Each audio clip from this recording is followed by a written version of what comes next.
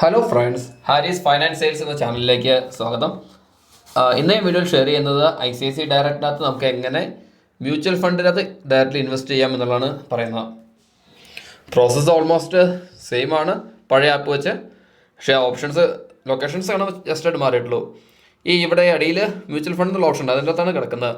നമ്മളിപ്പോൾ ഏത് രീതിയിലാണെങ്കിലും ഇൻവെസ്റ്റ് ചെയ്യണം, അതായത് SIP ആണെങ്കിലും ലംസം ആണെങ്കിലും ഇതാണ് ഓപ്ഷൻ. ഞാൻ ലൈവായിട്ട് ചെയ്ത് കാണിക്കുക എങ്ങനെയാണ് ചെയ്യുന്നത് എന്നുള്ളത്. ഞാൻ ഇതിന് തൊട്ട് മുമ്പ് സ്റ്റോക്കിലേക്ക് ഡയറക്റ്റ്ലി എങ്ങനെ SIP ചെയ്യാമെന്നുള്ളൊരു വീഡിയോ ചെയ്തിരുന്നു. അത് കണ്ടിട്ടില്ലാത്തവർ ഈ വീഡിയോ ഡിസ്ക്രിപ്ഷൻ ചെക്ക് ചെയ്ത് ഞാൻ ലിങ്ക് കൊടുത്തേക്കാം. അതായത് മ്യൂച്വൽ ഫണ്ട് വഴിയല്ല ചെയ്യുന്നത്, ഡയറക്റ്റ്ലി നമുക്ക് സ്റ്റോക്കിലേക്ക് എങ്ങനെ SIP ചെയ്യാം എന്നാണ് ആ വീഡിയോ കാണിച്ചത്. അപ്പോൾ നമ്മൾ ഇതിനകത്ത് ക്ലിക്ക് ചെയ്ത് കഴിയുമ്പോൾ അവൈലബിൾ ആയിട്ടുള്ള എല്ലാ മ്യൂച്വൽ ഫണ്ടുകളും എല്ലാ സെക്ടറിലുള്ള കാണാൻ പറ്റും. അതായത് mid cap, large cap, hybrid fund അങ്ങനെയുള്ള കാണാൻ സാധിക്കും. ഇവിടെ നമുക്ക് 3 റിട്ടേൺ, ആ 3 ഇയർ എന്ന് മാറ്റിയത് 1 ഇയർ ആക്കണമെങ്കിൽ നമുക്ക് അതിവിടെ ചെയ്യാം. 1 ഇയറോ 3 മന്ത്സോ അങ്ങനെ എങ്ങനെ വേണമെങ്കിലും നമുക്ക് ചേഞ്ച് ചെയ്യാം. 1 ഇയർ ആണെങ്കിൽ നമുക്ക് ഓരോന്നിൻ്റെയും റിട്ടേൺസ് കാണാൻ സാധിക്കും. അതുപോലെ തന്നെ നമുക്ക് ഏത് സെക്ടറിലേക്ക് മാറ്റണമെന്നുണ്ടെങ്കിൽ ലാർജ് ആൻഡ് മിഡ് ക്യാപ്പിലേക്ക് ആക്കണമെങ്കിൽ 1 ഇയർ റിട്ടേൺ 30%, 24%, 17% ഒക്കെ നിങ്ങൾക്ക് കാണാൻ സാധിക്കും. നമുക്കങ്ങനെ ഫണ്ട് സെലക്ട് ചെയ്യാം. മിഡ് ക്യാപ്പ്, സ്മോൾ ക്യാപ്പൊക്കെ ആണെങ്കിൽ ഭയങ്കര റിട്ടേൺസ് ആയിരിക്കും. ബാറ്റലി കഴിഞ്ഞാൽ അബൌട്ട് 40%, 30% റിട്ടേൺസും കാണാൻ സാധിക്കും. പിന്നെ ELSS ഫണ്ടുകളാണെങ്കിൽ, അതായത് 5 കൊല്ലത്തേക്കുള്ള ടാക്സ് സേവിങ് ഫണ്ടുകളാണെങ്കിൽ അതിൻ്റെ ഡീറ്റെയിൽസ് നമുക്ക് അറിയാൻ സാധിക്കും. ഡെറ്റ് ഫണ്ടുകളാണെങ്കിൽ ഏകദേശം 7 to 8 ഓക്കെ കാണാൻ സാധിക്കും. 7.56% ഒക്കെ ഇയർലി, അത് ഫിക്സ്ഡ് മിനിമം അത്രയെങ്കിലും കിട്ടുന്നതാണ് എൻ്റെ ഗുണം. ഡെറ്റ് ഫണ്ട് ആയി കഴിഞ്ഞാൽ, ഹൈബ്രിഡ് ആയി കഴിഞ്ഞാൽ ആവറേജ് ഒരു 15 to 20% ഉണ്ടാവും. മറ്റേ ഒരു സ്മോൾ ക്യാപ്പ് ഒക്കെയാണ് ഒരു 30 to 40% ഒക്കെ ഗ്രോത്താണ് കാണിക്കുന്നത്. ഇത് ഒരു കൊല്ലത്തെയാണ്, നമുക്ക് 5 കൊല്ലത്തെ എടുത്ത് നോക്കാം. 5 കൊല്ലം ആകുമ്പോൾ ഏകദേശം 25%, അത് നല്ല റിട്ടേൺസ് ആണ് സാറിന്. ലാർജ് ക്യാപ്പ് ഫണ്ട് ആണെങ്കിൽ ആവറേജ് റിട്ടേൺസ് 16%. ഇനി നമുക്ക് ഇതിനകത്ത് എങ്ങനെ ഇൻവെസ്റ്റ് ചെയ്യാന്നുള്ളത് നോക്കാം. നമ്മൾ ഈ ഫണ്ട് നമുക്ക് ചെയ്ത് നോക്കാം. നിപ്പോൺ ഇന്ത്യ ലാർജ് ക്യാപ്പ് എന്നുള്ളത് ഏറ്റവും കൂടുതൽ റിട്ടേൺസ് ഉള്ളത് അത്യാവശ്യം തന്നെയാണ് ലാർജ് ക്യാപ്പിലൊക്കെ ചെയ്യുമ്പോൾ ഗുണം എന്താണെന്ന് വെച്ചിട്ടുണ്ടെങ്കിൽ കമ്പാരിറ്റീവ്ലി സേഫ് ആയിരിക്കും. അപ്പോൾ അതിനകത്ത് ക്ലിക്ക് ചെയ്യുക. ഒരു കാര്യം ശ്രദ്ധിച്ചിട്ടുണ്ട്, ഈ ലാർജ് ക്യാപ്പ് ഫണ്ട് ആണെങ്കിൽ 1 ഇയറും 5 ഇയറൊക്കെ തമ്മിൽ വലിയ വ്യത്യാസം ഉണ്ടാവില്ല. പെർസെൻറ്റേജ് ചെറിയൊരു മൈന്യൂട്ട് വ്യത്യാസമൊക്കെ ഉണ്ടാവുള്ളൂ, ഒരു 5-10%. പക്ഷേ ഈ സ്മോൾ ക്യാപ്പൊക്കെ ആണെങ്കിൽ നല്ല വ്യത്യാസം ഉണ്ടാവും, കാരണം കമ്പനിയുടെ ഗ്രോത്തും കാര്യങ്ങളൊക്കെ ഒത്തിരി മാറുന്നുണ്ട്. ഞാനത് ക്ലിക്ക് ചെയ്ത് നോക്കിയാൽ എന്നൊക്കെ ശ്രദ്ധിക്കണമെന്ന് വെച്ചിട്ടുണ്ടെങ്കിൽ, ഒരു മ്യൂച്വൽ ഫണ്ട് എന്ന് പറയുമ്പോൾ എപ്പം NAV-യിലാണ് പ്രൈസ് പറയുന്നത്. അതായത് നെറ്റ് അസറ്റ് വാല്യൂ, അതായത് ഒരുപാട് കമ്പനികളുടെ സ്റ്റോക്കിലേക്ക്, അത് ഒരുപാട് ലാർജ് ക്യാപ്പ് കമ്പനികളുടെ സ്റ്റോക്കിലേക്ക് ആണ് ഈ ഫണ്ട് ഇൻവെസ്റ്റ് ചെയ്യുന്നത്. റിട്ടേൺസ് ഇവിടെ കാണാൻ സാധിക്കും. നമുക്ക് മിനിമം ചെയ്യേണ്ട എമൗണ്ട് SIP ആണെങ്കിൽ മിനിമം 500 രൂപയുടെ SIP ആയിട്ടാണ് ചെയ്യാൻ പറ്റുള്ളൂ. ലംസം ആണെങ്കിൽ 100 രൂപയ്ക്ക് നമുക്ക് പേ ചെയ്യാം. അത് 100 രൂപയ്ക്ക് പേ ആണെങ്കിൽ ഏകദേശം ഒരു ക്വാണ്ടിറ്റി കിട്ടും, 1 point something. ഇതിൻ്റെ ഫണ്ട് വാല്യൂ കിടക്കുന്ന 18,000 കോടി, 18,000 crore ആണ്. നോ ലോക്കിനാണ്, അതായത് ഓപ്പൺ എൻഡഡ് ഫണ്ട്. ഓക്കെ, അതും പറഞ്ഞിട്ട് ഓപ്പൺ എൻഡഡ് ഫണ്ടായിട്ടാണ് കിടക്കുന്നത്. അതായത് എപ്പോൾ ഉണ്ടെങ്കിലും നമുക്ക് ക്ലോസ് ചെയ്യാം എന്നുള്ളതാണ്. പിന്നെ എക്സിറ്റ് റേഷ്യോ ഒക്കെ ഉണ്ട് എവിടെയെങ്കിലും. ഓക്കെ, ഇതാണ് നമ്മൾ എക്സ്പെൻസ് റേഷ്യോ എന്ന് പറഞ്ഞിട്ടുണ്ടെങ്കിൽ ഈ ഫണ്ടിൻ്റെ മാനേജേഴ്സിൻ്റെ എക്സ്പെൻസും അങ്ങനെയുള്ള കാര്യങ്ങളൊക്കെയാണ്. ഇത് ഏറ്റവും കുറവുള്ള നോക്കി മേടിക്കുവാണെങ്കിൽ അതാണ് എപ്പോഴും കമ്പാരിറ്റീവ് ആവും. പക്ഷെ നല്ല ക്വാളിഫൈഡ് ആയിട്ടുള്ള നല്ല വെൽ ക്വാളിഫൈഡ് മാനേജേഴ്സ് ചെയ്യുമ്പോൾ അതിൻ്റെ കോസ്റ്റും എല്ലാം വളരെ കൂടുതലായിരിക്കും.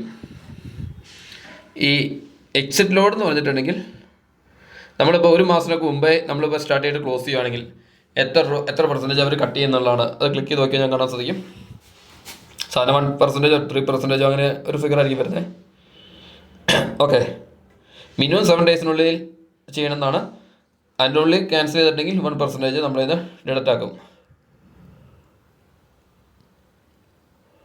പിന്നെ നമുക്ക് ഇൻവെസ്റ്റ് ചെയ്യാനായിട്ട് 2 വഴിയുണ്ട്. ഒന്ന് ലംസമായിട്ട് ചെയ്യാം, അല്ലെങ്കിൽ SIP ആയിട്ട് ചെയ്യാം. നമുക്കിവിടെ ലംസമായിട്ട് ചെയ്യുന്നത് ചെയ്ത് നോക്കാം, അല്ലെങ്കിൽ SIP ഇതുകൊണ്ട് ചെയ്ത് നോക്കാം.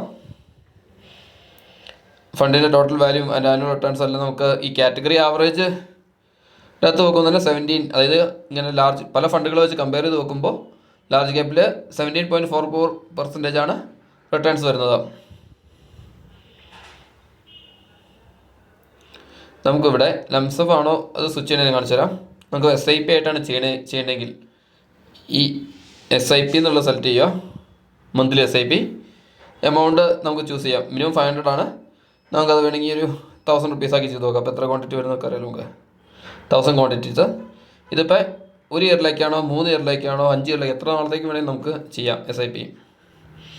അതായത് മ്യൂച്വൽ ഫണ്ടിലേക്കാണ് നമ്മൾ SIP. അപ്പോൾ അത്രയും യൂണിറ്റുകൾ നമ്മൾ ഓരോ മാസവും നമ്മൾ 1000 രൂപയ്ക്ക് എത്ര യൂണിറ്റ് കിട്ടുമോ അത്രയും യൂണിറ്റ് വെച്ച് നമ്മൾ മേടിച്ചിട്ടിരിക്കും. അങ്ങനെ 3 കൊല്ലത്തേക്ക്, അല്ലെങ്കിൽ ഇപ്പോൾ 1 കൊല്ലമാണെങ്കിൽ 1 കൊല്ലം നമുക്ക് സെലക്ട് ചെയ്യാം.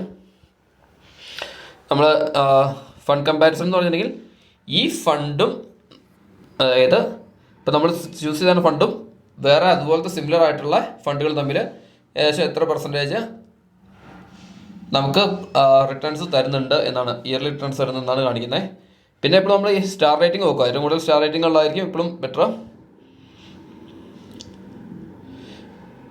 ഇനി ഇവിടെ കാണിച്ചാണെന്ന് വെച്ചിട്ടുണ്ടെങ്കിൽ അസറ്റ് അലോക്കേഷൻ എന്ന് പറഞ്ഞിട്ടുണ്ടെങ്കിൽ അതിൽ ഈ ഫണ്ടിൻ്റെ ഒരു 99.19% പോയേക്കുന്നത് ഇതിൻ്റെ ഇക്വിറ്റിയിലേക്ക് മാത്രമാണ്. ഇപ്പോൾ ഹൈബ്രിഡ് ഫണ്ടൊക്കെ എടുത്തു കഴിഞ്ഞാൽ ഇക്വിറ്റിയിലേക്ക് ഒരു പെർസെൻറ്റേജ് ഉണ്ടാവും, ഡെപ്റ്റിലേക്ക് വേറെ പെർസെൻറ്റേജ് ഉണ്ടാവും.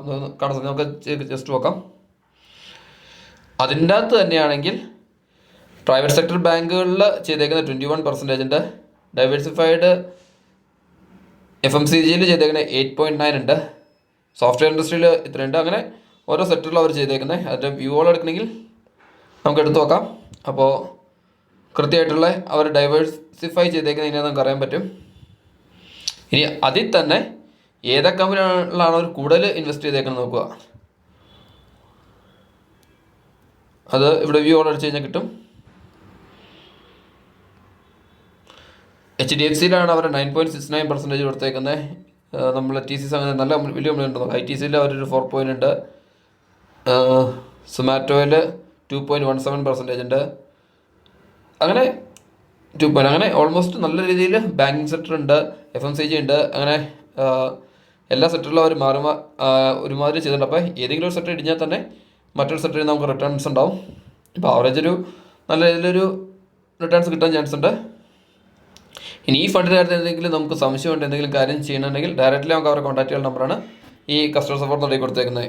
അതായത് ഫണ്ട് മാനേജറിനെ, അതായത് ബ്രോക്കറിനെ അല്ല, ഫണ്ട് മാനേജേഴ്സിനെ. അപ്പോൾ അതിന് കാര്യപ്പെട്ട് ഇത് ഫുൾ സർവീസ് ബ്രോക്കറാണ് ICICI ഡയറക്റ്റ്. അപ്പോൾ അതിൻ്റെതായ കുറച്ച് ചാർജസ് വരും. പിന്നെ ഡിസ്കൗണ്ട് ബ്രോക്കറിലോ അല്ലെങ്കിൽ ICICIയിലൊക്കെ അക്കൗണ്ട് എടുക്കാൻ താല്പര്യം ഉണ്ടെങ്കിൽ ഈ വീഡിയോ ഡിസ്ക്രിപ്ഷൻ ചെക്ക് ചെയ്ത് കഴിഞ്ഞാൽ അക്കൗണ്ട് ഓപ്പണിംഗ് ലിങ്ക് ഉണ്ട്, നിങ്ങൾക്ക് അത് ക്ലിക്ക് ചെയ്ത് ഈസിയായിട്ട് അക്കൗണ്ട് ഓപ്പൺ ചെയ്യാവുന്നതാണ്. ഓക്കെ, ഇനി നമുക്ക് ചെയ്യുന്നത് എങ്ങനെയാണെന്ന് നോക്കാം. നമുക്ക് ഇനി ഇവിടെ ഒരു മുകളിലൊരു ഓപ്ഷൻ കിടക്കുന്നുണ്ട്, കമ്പയർ എന്ന് പറഞ്ഞ്. അതായത് വേറെ സിമിലർ ഫണ്ടുകളായിട്ട് ഡയറക്റ്റ്ലി കമ്പയർ ചെയ്യാനുള്ള ഓപ്ഷനാണ് അവിടെ.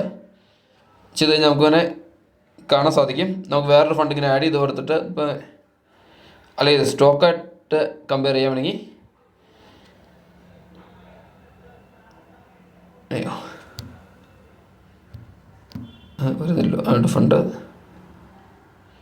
അസറ്റ് അലോക്കേഷൻ സ്കീം ഡീറ്റെയിൽസ്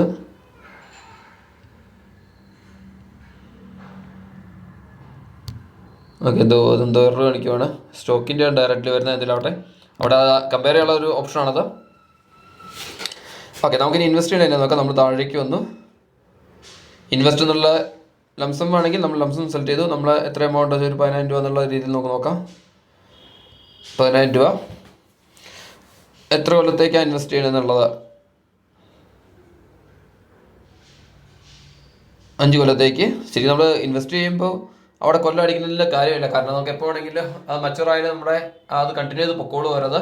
നമ്മൾ അൺലെസ് വിഡ്രോ ചെയ്യുന്നവരെ നമ്മളപ്പോൾ 1 കൊല്ലത്തേക്ക് 3 കൊല്ലത്തേക്ക് ഇട്ട് കഴിഞ്ഞാൽ നമുക്കിവിടെ കാണാൻ സാധിക്കും എത്രയാണ് റിട്ടേൺ. അബൌട്ട് 94.79%. അത് പാസ്റ്റ് ഡാറ്റേനെ വെച്ചുള്ളൊരു അനാലിസിസ് ആണ്. അതായത് ഒരു 3 കൊല്ലം കഴിയുമ്പോൾ അതൊരു 3 times, അതായത് ഒരു 19,000, ഡബിളിൻ്റെ അടുത്ത് ആയിട്ടുണ്ടാവും എന്നാണ് ഇവർ പറഞ്ഞത്. പക്ഷേ ഇതൊരു പാസ്റ്റ് ഡാറ്റയുടെ ബേസുള്ള ഒരു അനാലിസിസ് മാത്രമാണ്. നമുക്ക് 5 ഇയറിലേക്ക് നോക്കാം. സാധാരണ ഒരു 3 to 4 കൊല്ലം കഴിയുമ്പോൾ മാർക്കറ്റ് ക്രാഷ് വന്ന് കുറച്ചൊക്കെ മാറി മറിയും. അപ്പോൾ അത്രയും കിട്ടിയെന്ന് വരത്തില്ല. 5 കൊല്ലത്തേക്കാണ് 21 ഡബിൾ ആവുന്നുള്ളതാണ് ഇവർ പറയുന്നത്. നമ്മൾ 10,000 രൂപ ഇൻവെസ്റ്റ് ചെയ്തിട്ടുണ്ടെങ്കിൽ നമ്മളിത് ഇൻവെസ്റ്റ് ആവുന്നുള്ള താഴെയുള്ള ഓപ്ഷൻ കാണാം. ഒരുപാട് സമയമാണല്ലോ. ഓക്കെ, ഇൻവെസ്റ്റ് ആവുന്നുള്ള ഓപ്ഷൻ നല്ലത് ക്ലിക്ക് ചെയ്യുക. പ്ലേസ് നമുക്ക് ഒന്നുകൂടെ കൺഫേം ചെയ്യാനായിട്ട് SIP മോഡലിൽ വേണോ ലംസം മോഡലിൽ വേണമെന്ന് അറിയാം. നമുക്കിവിടെ എമൗണ്ട് ഒന്നുകൂടെ എൻ്റർ ചെയ്യാം. നമ്മളിപ്പോൾ ഇവിടെ 10,000 എൻ്റർ ചെയ്യുകയാണ് ലംസം ബില്ലായിട്ട്. നമുക്കത് അങ്ങോട്ട് സ്വിച്ച് ചെയ്യാം. SIPയിലാണെങ്കിൽ ആ സ്റ്റാർട്ട് ചെയ്യേണ്ട ഡേറ്റ് ഇവിടെ കൊടുക്കുക. 16th വരുന്നത്, അതായത് ഇന്നാണ് കൊടുത്തത്. നാളത്തെ ഡേറ്റ് വെച്ച് സ്റ്റാർട്ട് ചെയ്യണത്. ഇതിൽ എല്ലാ മാസവും 16-ാം തീയതി 10,000 രൂപ കെട്ടാൻ ഒരു നമുക്കൊരു 5,000 ആക്കാം സേഫ് ഉണ്ട്. 5000 വെച്ച് കൊടുക്കുക. ഓക്കെ, ഇനി നമുക്ക് കൂടുതൽ ഡീറ്റെയിൽസ് സെറ്റ് ചെയ്യാൻ ഇവിടെ മോർ ഡീറ്റെയിൽസ് എന്നുള്ള ക്ലിക്ക് ചെയ്താൽ മതി. പിന്നെ ഈ താഴെയുള്ള പ്ലേസ് ഓർഡർ എന്നുള്ള ഓപ്ഷൻ നമുക്ക് കാണാൻ സാധിക്കും. നമ്മൾ ലംസം ആണ് ചെയ്യണമെങ്കിൽ ഇവിടെ ലംസമിലേക്ക് ഇട്ടേക്കുക. നമ്മൾ എത്രയാണ് എമൗണ്ട് കൊടുക്കുക ഉദ്ദേശിച്ചതെന്ന് വെച്ച് കഴിഞ്ഞാൽ അത് കൊടുത്തേക്കുക. 10,000 എന്നുള്ളതുകൊണ്ട് 10,000 കൊടുത്തേക്കുക. നമ്മൾ ലംസം ആകുമ്പോൾ കാലാവധി ഒന്നും അടിക്കേണ്ട ആവശ്യമില്ല. നമ്മൾ അത്രയും നാൾ കഴിയുമ്പോൾ നമ്മൾ ക്യാൻസൽ ചെയ്തില്ലെങ്കിലും ആ എമൗണ്ട് കണ്ടിന്യൂ ചെയ്ത് പൊക്കോളും.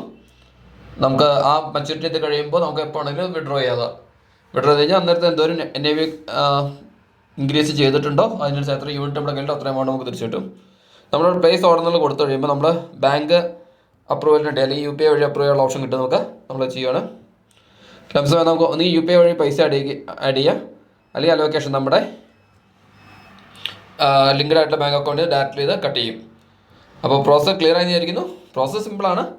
നമ്മൾ ഏതാ ഫണ്ട് എന്നുള്ളത് തിരഞ്ഞെടുക്കുക, അതിലാണ് എപ്പോഴും കാര്യം. നല്ല ഫണ്ട് തിരഞ്ഞെടുക്കുക, നല്ല റിട്ടേൺസ് നോക്കിയുള്ള ഫണ്ട് തിരഞ്ഞെടുക്കുക എന്നുള്ളതാണ്. അതെടുത്തിട്ട് ഇത്രയും ചെയ്താൽ മതി. ഓക്കെ ഫ്രണ്ട്സ്, അപ്പോൾ ഇന്ന് സംശയം ഉണ്ടെങ്കിൽ ചോദിക്കാൻ പഠിക്കണ്ട. കമൻറ്റ് ലൈനിൽ കമൻറ്റ് ഇട്ട് കഴിഞ്ഞാൽ എനിക്ക് അറിയാവുന്ന കാര്യമാണെങ്കിൽ പറഞ്ഞുതരാം. Okay, bye, see you. Thanks for watching my video.